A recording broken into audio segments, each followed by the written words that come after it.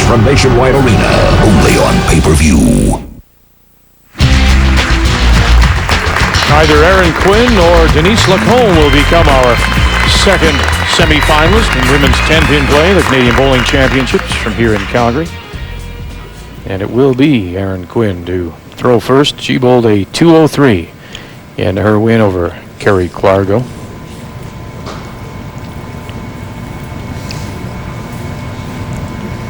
Pushes it out, brings it back, sets it up, and then lets her loose.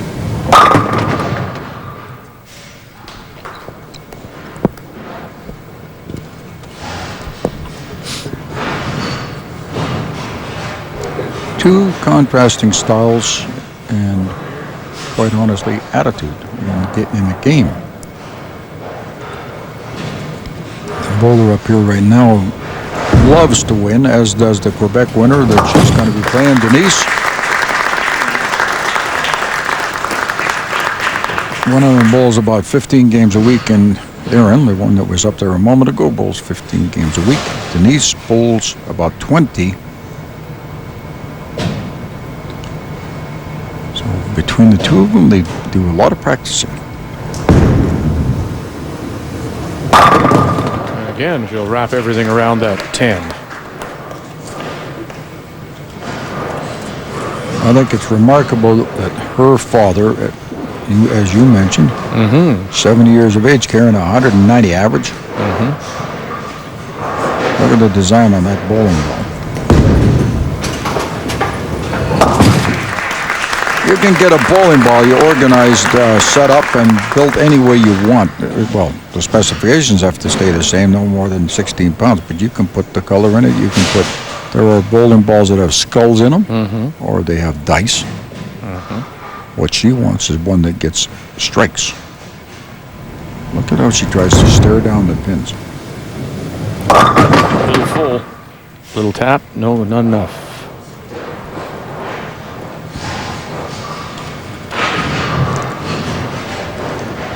Single pin to shoot at.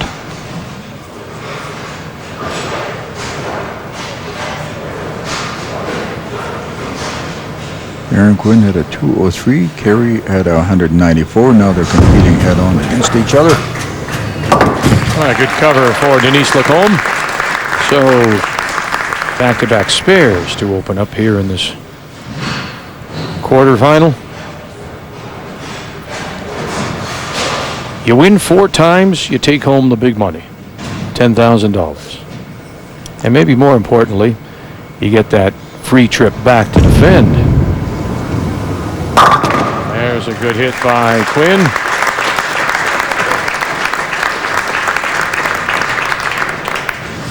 Erin Quinn from Calgary with a spare strike. Denise Lacombe from Longueuil, Quebec, couple of spares in this game that'll determine our second semifinalist. Now, while we were away, Jack Guay, who is a competitor in the men's portion of the 10-pin play that you'll see coming up in a number of weeks, and bowling a 300 game one time here on TSN, came out and was talking to her about the ball she should be using. And there is a picture of him right there. He's bowled a tremendous amount of perfect games, and World Cup champion, as Kerry Ryan Kayak was, and Jack has done it twice, and he is pretty well unofficially anybody's coach. He loves to teach and help people. He's very great when we have people in from Quebec, speaks fluent French, and he can help them out, and he'll talk to all of them. Watch this as he watches as we do as the ball goes in, and there is the trip to the 10-pin. The Quebec bowler has now got a strike up from their opponent. Erin Quinn has a double, so this is a very important ball right here. Can she get the strike? So just the 1-pin difference so far. Quinn with that strike in 2 compared to Lacombe's spare 9 count. She was inside the target there a little more than she wanted, and was trying to guide it in with the aim in her hands. Look at the amount of equipment that she's got.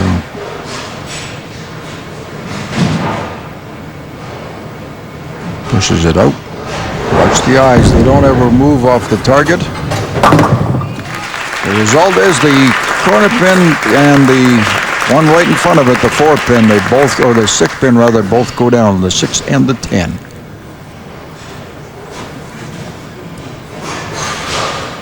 Well, Erin has been around enough that she knows that when you get an opportunity to get the extra count, this is the time to do it. A double up, looking for a third one right here. Switched, ball's got the break. There's the man that suggested it to her right there. Now in switching balls, and we don't know exactly what she's done, what would be the difference be? The ball might go down the lane a little bit further. Jack might have noticed something that he wanted her to try, and it happened to be it didn't. And that's all in the way the ball is weighted? The composition of the ball. The ball has to be 16 pounds, but the ball may be a little bit softer, it may be a little bit harder, and the reaction time down there. Oh, wow. Well, that's a reaction time. Now she'd like to use both balls at the same time and try and pick up the spins. But she at least has the opportunity, she's had the 3 strikes in a row, so that gives her a little bit of a backup. But she just looked over at Jack and said, thanks very much. Thank you. What happened there now? Thanks. Now where are you? She'll have the open here in 5, 106 through 5. Smartly enough, goes for 1 pin on that particular shot. She's still talking to Jack.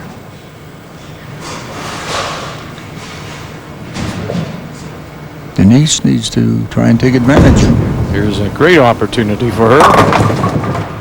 Gives it tough. Gives it right back. That's tough. If she can spare here, that'll help her at least to get the mark, huh? An open is not what you want. She's a little bit out of time with her rhythm and everything, because if you take a look at her, she's out of balance. You see her hand swings around a little bit, so she loses her step, and as a result, bounces up, leaves 1 pin in the open there that she didn't need. There's a 20-pin differential in the score. Yeah, that hurts.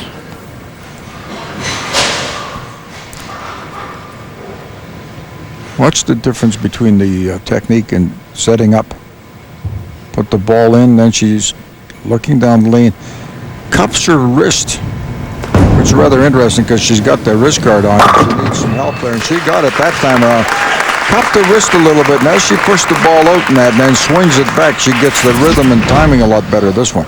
Out, there's the step, there's the hop, there's where she comes in. Most bowlers will be walking with their foot on the approach, and there's an old saying that says walk slow and be in the dough, and she actually walks, and you see her literally walk with her feet on the floor and her toe straight up in the air, which is rather unusual. Corner pin is much better than what Erin had faced the last time. One of these will give her a chance to get a spare.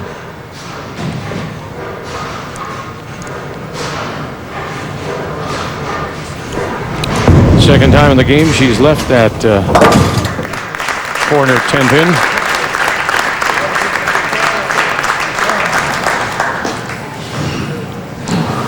Nice to see Erin's husband Jeremy here and her mother Nori. We can't thank Nori enough. Nori has done, that lady in the red there. She just worked with all our youth bowlers for so many years, and that's what got her daughter into the game.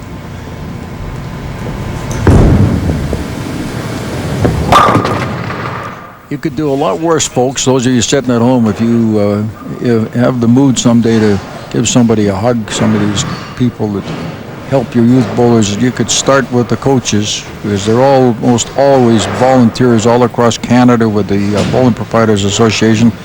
And Mrs. Quinn is a perfect example of somebody that devotes hours to helping somebody.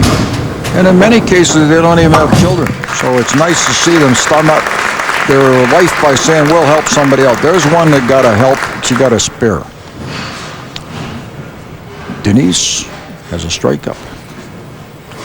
Watch her style as she steps, literally steps. The steps is everything for her. Complete opposite to what you normally see. Watch there, you'll see the foot stay up, and the second or third step, that's pretty well what gives her that little bit of a jump. Now for her, that's the third time in the game she's left the 10. Pushing the ball out. There's the step. Now there's where she steps sideways on that second one and then brings it back over, but that's where she gets that little skip in, and that she certainly didn't need that. No.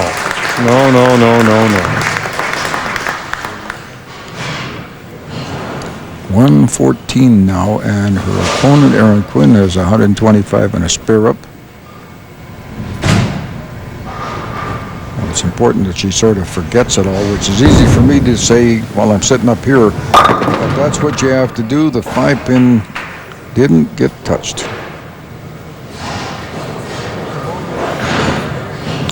It is nice to see TSN bringing us the 5-pin and the 10-pin championships across Canada. Estimated that something like 60 million people will bowl at least once in a year somewhere in the world.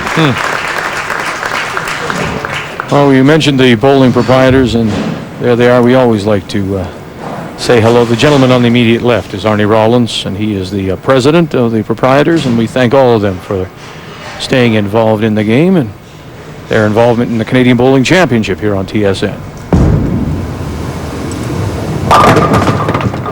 Wow, everything collapsed from the outside coming into the inside. That one's a little bit different bowling ball. Going down the lane, there's the balance. There's the ball going over the third arrow, goes out to about the 8 board. And then everything comes forward this way. All counts as a strike. Had 2 spares before this in an open, and then 3 in a row there to start up with. All on the spare, and there. Wow, she almost got another 7-10. Checks the scoreboard. 4th time now with to leave the 10. You notice the difference? She goes across the lane. Neat little trick that she's got going now. She pushes the ball a little, pulls it back, then she gets going with her rhythm to get the timing going, and that's nice, smart move. Denise Lacombe is down. Those 2 opens hurting her in 5 and 7. And she needs to get something going, so no better time than a strike in the foundation frame, the 9th. She's a bowler of contrast. I mean, she'll get a strike like this, which is as nice as you can get, and then she'll leave up a strange... She'll miss it, and then she'll leave up a strange mix of pins. So, as a 14-pound bowling ball gets lots of action at the other end when she delivers it properly. Oh boy. That helps her. Gets the double there. That gives her a little bit of a deal. 194 potential if she goes out. And, you know, it would mean if she gets another couple of strikes here, it would force Erin Quinn to at least get a mark.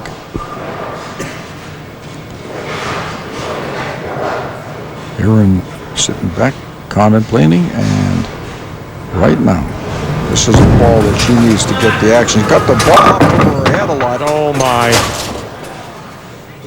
Shake, rattle, and just wouldn't go. The last couple of frames, she's actually got more speed into it, and she's followed through a little bit better. So as a result, you see this kind of reaction down at the other end. Not total happiness, but certainly getting the results. Denise playing, as you said, some 20 games a week in Longueuil and Boucherville. League average 200, and she bowls a 183.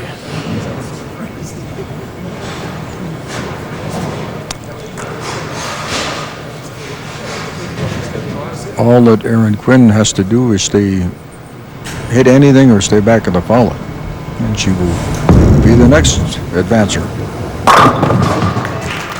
It's as good a way as any to do it. So Erin Quinn becomes our second semifinalist. And a very solid game. When you look at the scorecard, you see she started off very strongly. 3 strikes in the first 4 flames. She had the open in 9 and then responded with marks all the way through, leaving just 1 pin on the deck. That's as pretty a ball as you want. All the power, no question in the world. The ball drove the pins right back into the pin deck, giving her a double. And, of course, as you alluded, sir, she's getting a chance at advancing, maybe winning that $10,000.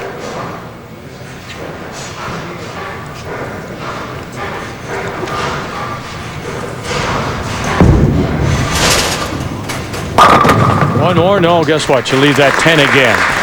For a 214 for Erin Quinn out of Calgary, and the silver dollar. Erin Quinn, the former YBC national champion, now in women's play has a chance to be the Canadian bowling champion here on TSN.